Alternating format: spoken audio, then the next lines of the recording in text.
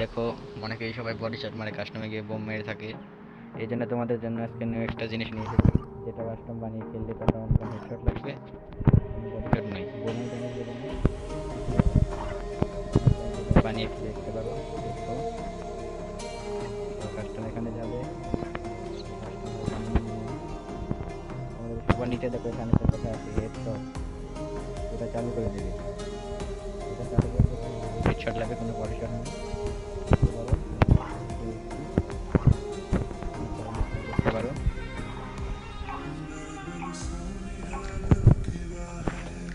Only one headshot, কোনো body shot নেই, body শটে কোনো ড্যামেজ দেবে না।